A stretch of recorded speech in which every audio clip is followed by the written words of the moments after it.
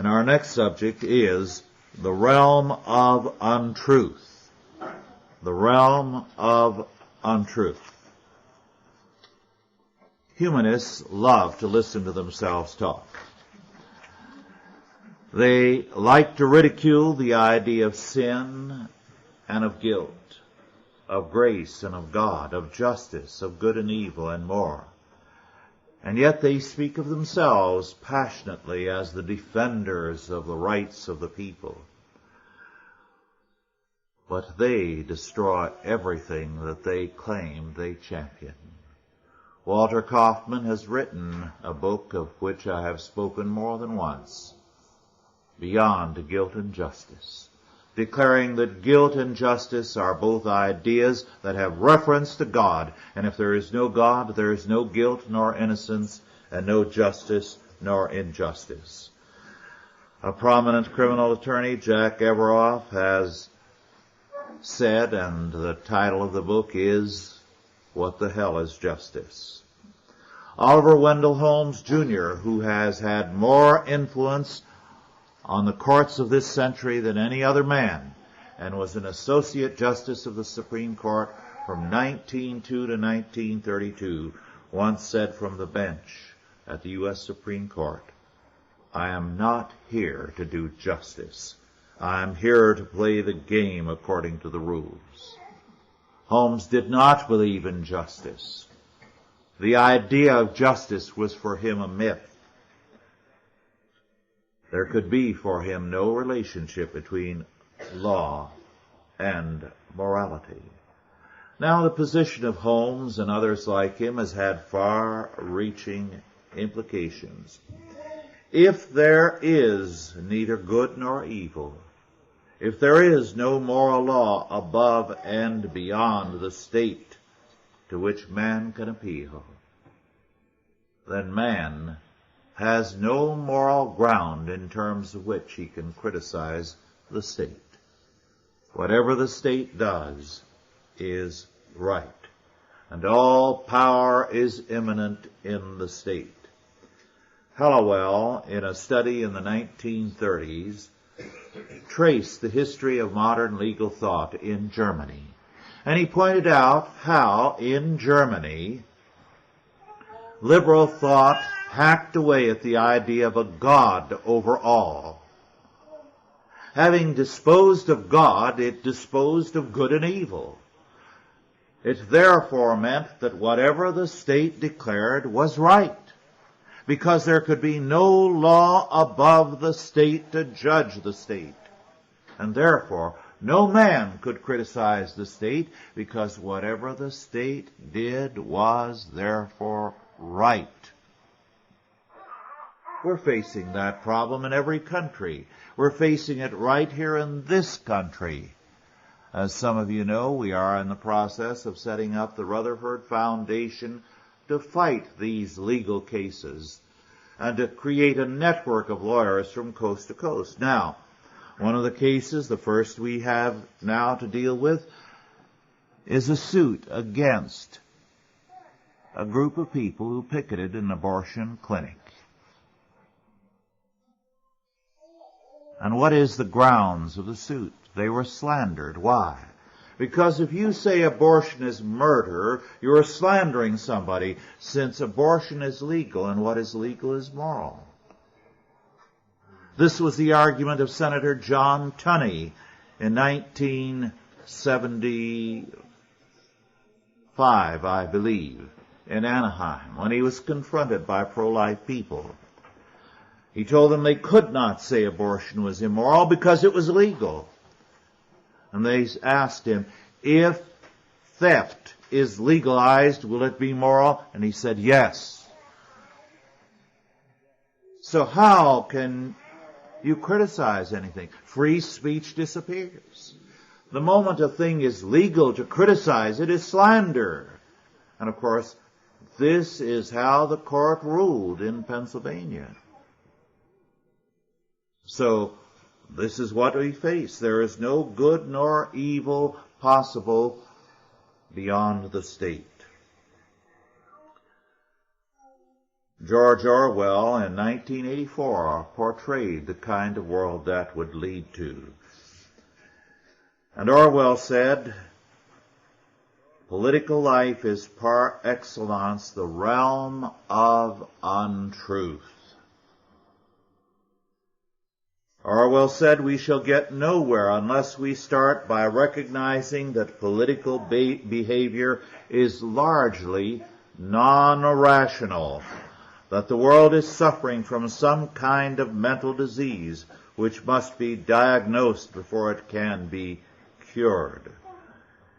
He went on to say that this mental disease is the desire for pure power, which seems to be more dominant than the desire for wealth. While Orwell was never a Christian, he saw in essence that the modern state is a religious entity which has taken the place of God. And so he said, the modern state is the realm of untruth. It is the realm of the modern idolatry, and the modern state is the great idol or Baal. Our Lord said concerning Satan that he was the father of lies. And Orwell has confirmed that with his study. Genesis 3:5 tells us that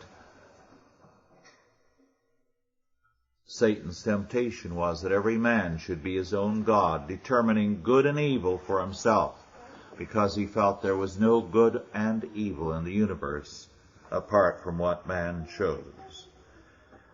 In the modern world, man's will is to prevail. This is the thesis of democracy.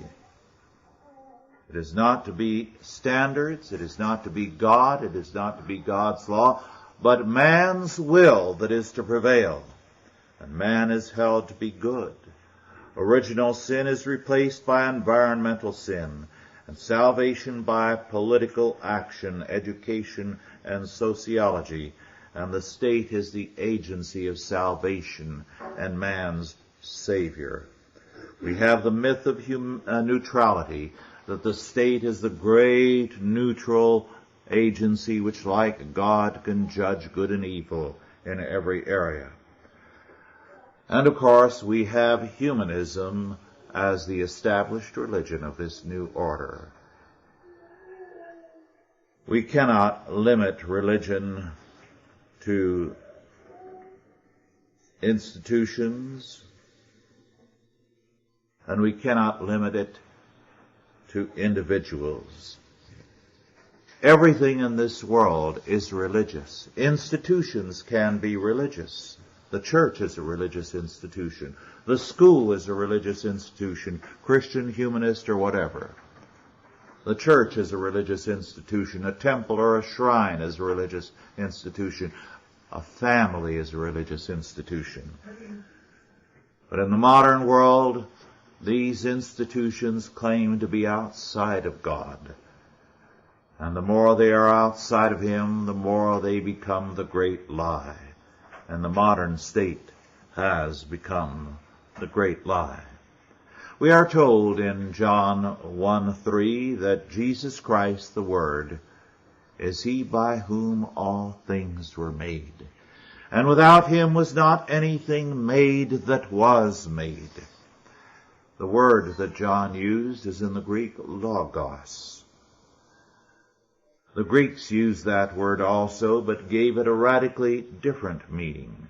For Plato, the logos is the pattern, the idea, the reason in being, which is totally a part of being. And the state for him was the locale of reason and the logos. The philosopher kings, therefore, embodied reason, the logos, the word, and should rule. This meant rule by the elite, who were the voice of reason, and the rulers were to put to death all who could not see it their way, because they were obviously irrational and totally corrupt. The voice of reason was to triumph in the philosopher kings, the elite planners. Today we have the same idea, although the language has changed somewhat. The state as the humanistic power is the realm of untruth, the realm of the lie. But a lie is not just a single fact. It is an attitude of existence which determines the whole of life. It is an attitude which resists God, who is the giver of life, and therefore the lie is allied always to death. As long as the state rejects Christ, it is the realm of untruth. So whether it be the Soviet Union, France, West Germany, Spain, or the United States, if they reject the lordship or sovereignty of Christ, they are a lie. They are the realm of untruth. They refuse to live by the every word of God. We are told in Revelation 22, verses 13 through 15, where Christ speaks, saying, I am Alpha and Omega, the beginning and the end, the first and the last. Blessed are they that do his commandments, that they may have right to the tree of life, and may enter in through the gates into the city. For without are dogs and sorcerers and whoremongers and murderers and idolaters and whosoever loveth and maketh a lie. All who will not accept Jesus Christ, including states, are outside the gates of the city. We know it means states, because a little before that we are given a vision of the great feast of vultures, contrasted to the marriage supper of the Lamb. And in the feast of vultures, the nations of this world are consumed. God brings a judgment upon Babylon the Great, and then the feast of vultures takes over. And then we are told, this is the fact. All who do not recognize Christ, the Alpha and the Omega, all that do not keep the commandments of God, are dogs and sorcerers and whoremongers and murderers and idolaters, and whosoever loveth and maketh a lie. We have therefore a duty to bring every area of life and thought under the dominion of Christ as sovereign, Christ as King. And therefore we must say to the state, you cannot be, and you are not neutral.